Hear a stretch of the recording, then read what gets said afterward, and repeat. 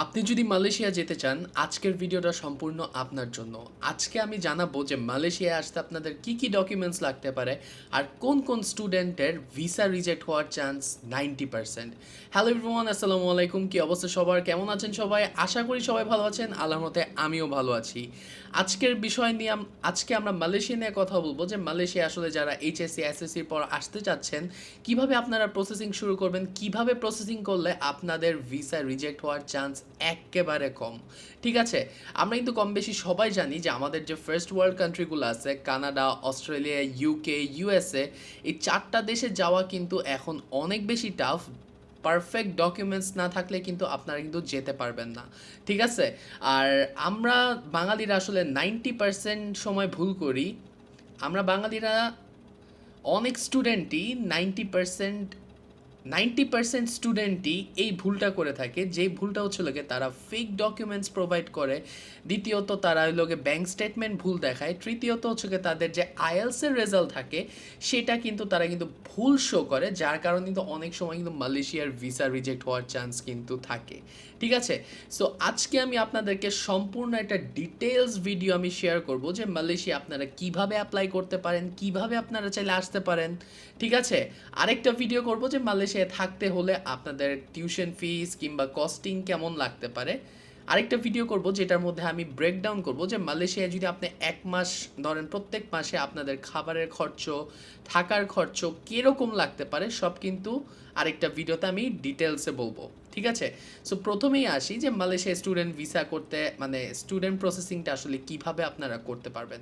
প্রথমত আপনাদের যে প্রপার ডকুমেন্টস, এসএসসি বলেন কিংবা এইচএসসি বলেন, এটার সার্টিফিকেট সহ যে ট্রান্সক্রিপ্টটা থাকে এটা কিন্তু প্রোভাইড করতে হয়।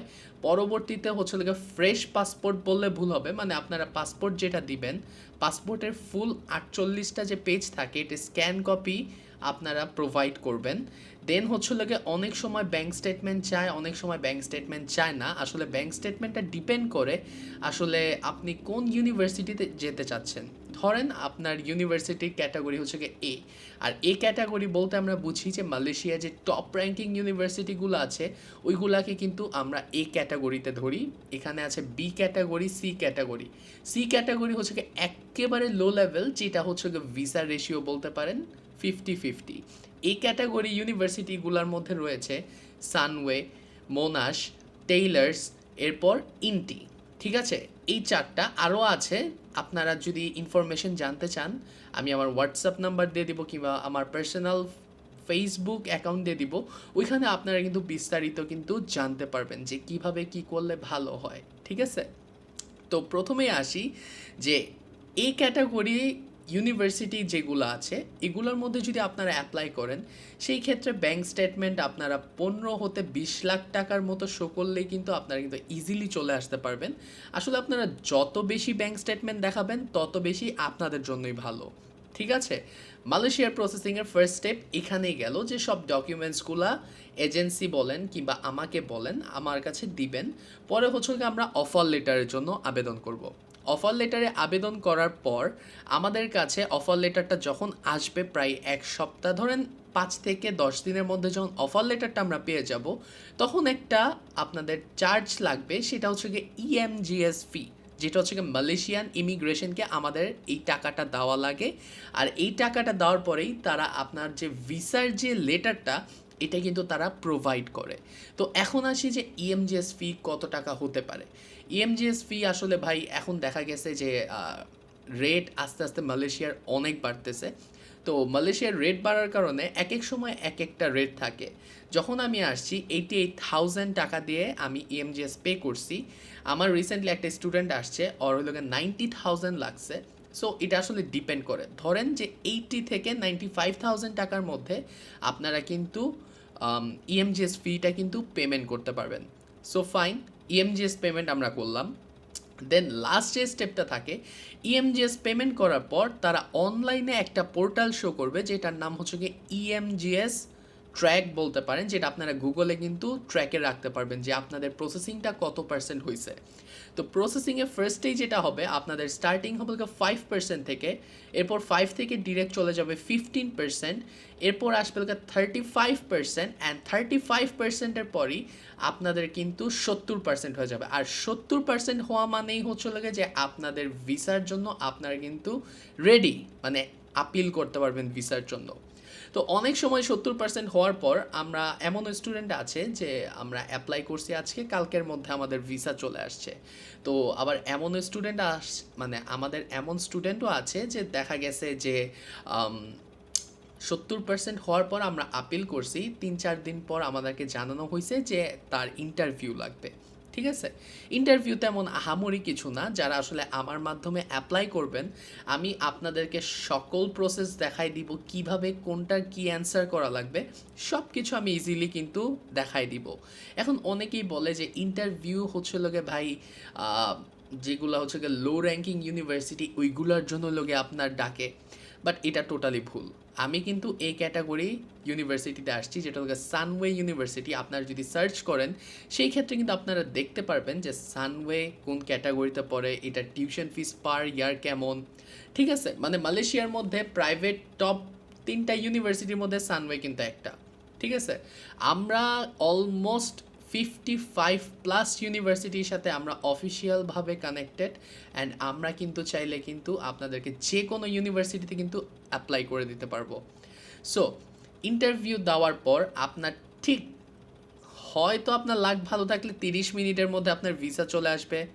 আর যদি লাক খারাপ থাকে, ধরেন 1 দিন সময় লাগতে পারে কিংবা 2 দিন সময় লাগতে পারে, বাট চিন্তার কোনো কারণ নাই। ঠিক আছে, এখন আসি হচ্ছে গিয়ে মানে এই ভিসা হওয়ার পর আমরা হচ্ছে গিয়ে দেখা গেছে যে টিউশন ফিস যেটা থাকে মালয়েশিয়ার, এই টিউশন ফিসটা আমরা পে করে দিব ইউনিভার্সিটিকে টিউশন ফিসটা পে করার পর তারা আমাদেরকে একটা, মানে আমরা যখন পে করব তখন তো আমাদের একটা ব্যাংকের রিসিট কিংবা যেটাই থাকুক না কেন একটা থাকে, রাইট? সো এই রিসিটটা যখন আমরা পাবো, আমরা ডিরেক্ট হচ্ছে যে ইউনিভার্সিটিকে পাঠাবো যে ইয়েস আমরা স্টুডেন্টের পেমেন্টটা ক্লিয়ার করছি, এখন আমরা কবে আসব। তখন ইউনিভার্সিটি থেকে ডিসাইড করবে যে আসলে আমরা কবে যেতে পারবো। আর ইউনিভার্সিটি থেকে কিন্তু আমাদের একজন আসবে নিতে, যে ইউনিভার্সিটি থেকে ফ্রি গাড়ি তারা প্রোভাইড করে, যে আমাদের স্টুডেন্ট আসতেছে অমুক টাইমে, তখন হচ্ছে গিয়ে নিয়ে আসো। ঠিক আছে, তো আপনারা যে টিকিটটা কাটবেন আমার থ্রুতে কিংবা আপনারা যদি নিজেরা পার্সোনালভাবে টিকিট কাটেন, টোটালি আপ টু ইউ। ঠিক আছে, তো পরবর্তীতে যেটা হবে, টিকিট কাটার পর এটাও আমরা ইউনিভার্সিটিকে পে করে দিব, অ্যান্ড টিকিট কাটার পর এটা আমরা ইউনিভার্সিটিকে দিয়ে দিব যে হ্যাঁ আমাদের স্টুডেন্ট টিউশন ফিস পে করছে, টিকিট কাটছে। পরবর্তীতে যে স্টেপটা থাকবে সব কিছু ইমেল করার পর তারা একটা ডেট দিবে যে ওকে ফাইন, তাইলে আমরা অমুক টাইমে আসতেছি। ধরেন আপনার ফ্লাইট হচ্ছিল গিয়ে বাংলাদেশ টাইমে রাত 9টা বাজে আপনারা উঠবেন, আর মালয়েশিয়ার টাইমে ধরেন সাপোজ 2টা-3টার দিকে নামবেন। তো অন দ্য স্পট তখন ইউনিভার্সিটির যে ড্রাইভার থাকবে উনি আপনার সাথে কন্ট্যাক্ট করবে থ্রু হোয়াটসঅ্যাপ। তখন হচ্ছে কি আপনাকে কিন্তু জানানো হবে যে আমি এখানে আসি, আমার গাড়ি নাম্বার এটা, তুমি ইমিগ্রেশন ক্রস করে আমার সাথে তুমি দেখা করো। স্টুডেন্টদের জন্য টোটালি কিন্তু এই রাইডটা কিন্তু ফ্রি।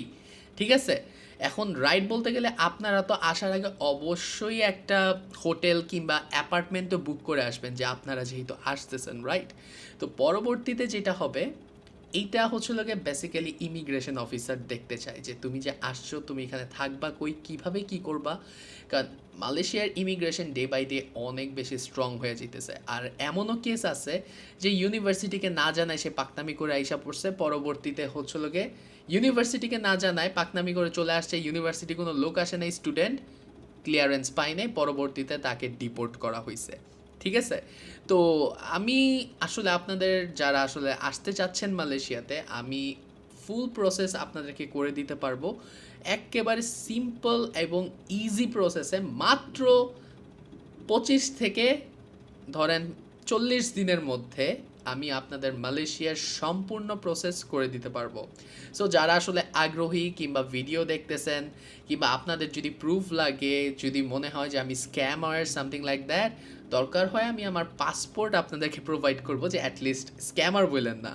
কারণ আপনারা যদি দেখা গেছে এজেন্সি থ্রুতে যদি অ্যাপ্লাই করতে যান, সেই ক্ষেত্রে কিন্তু অনেক অনেক অনেক টাকা লাগে, লাইক সার্ভিস চার্জ আরও কত টাকা যে তারা লাগে, 1 টাকার জিনিস তারা 10 টাকা করে চার্জ করে। আর যেহেতু আমি নিজে মালয়েশিয়াতে আসছি, আমার একটা মানে আমি বুঝতে পারছি যে কিভাবে কি করা লাগে। সো চিন্তা করলাম যারা আসলে আমার অডিয়েন্স আছেন কিংবা আমার ভিডিও যারা দেখেন, ডেফিনেটলি আপনাদেরকে আমি হেল্প করতে পারি অ্যাটলিস্ট এইসব দিক দিয়ে। সো এর জন্যে আসলে এই ভিডিওটা করা। যারা আসলে মালয়েশিয়ানে অ্যাপ্লাই করতে চান, feel free to inbox me. কারণ মালয়েশিয়ানে যারা এখন অ্যাপ্লাই করতেছে, সাকসেস রেট হচ্ছে গিয়ে 90%। আর 10% যারা আছে তারা হচ্ছে গিয়ে ফেক ডকুমেন্টস দিয়ে দিন শেষে মারা খাচ্ছে। তো আশা করি আজকের ভিডিওটা আপনাদের কাছে হেল্পফুল হয়েছে। হেল্পফুল হইলে অবশ্যই জানাবেন। আর যারা অ্যাপ্লাই করতে চাচ্ছেন মালয়েশিয়াতে, অবশ্যই কমেন্টে লিখবেন মালয়েশিয়া। ইনশাল্লাহ আমি আপনাদেরকে কিন্তু অ্যাজ সুন অ্যাজ পসিবল আমি কিন্তু আপনাদের সাথে যোগাযোগ করার চেষ্টা করব। সবাই ভালো থাকবেন, সুস্থ থাকবেন। আর এরকম ভিডিও যদি, আজকের ভিডিও এই পর্যন্তই। আর এরকম র্যান্ডম ভিডিও আরও আসবে, যে মালয়েশিয়ার স্টুডেন্ট লাইফ, কস্টিং কেমন পড়তেছে, টিউশন ফিস কেমন পড়ে। ঠিক আছে, আচ্ছা একটা রাফ অ্যান্ড টাফ আইডিয়া দিই টিউশন ফিস নিয়ে। টিউশন ফিস কিন্তু মালয়েশিয়াতে যদি আপনারা পড়তে চান, সেই ক্ষেত্রে কিন্তু আপনাদের অলমোস্ট ধরেন ক্যাটাগরি বি, যার মানে যে ইউনিভার্সিটিগুলো আছে, 6 হইতে 7 লাখ টাকার মতো লাগবে পার ইয়ার। আর ক্যাটাগরি এ যেগুলো আছে, এটা ধরেন 7 থেকে 10 লাখ টাকা। আর ক্যাটাগরি সি যেগুলো আছে, 4-5 লাখ টাকায় আর কি আপনারা অ্যাপ্লাই মানে পার ইয়ার কিন্তু টিউশন ফিস।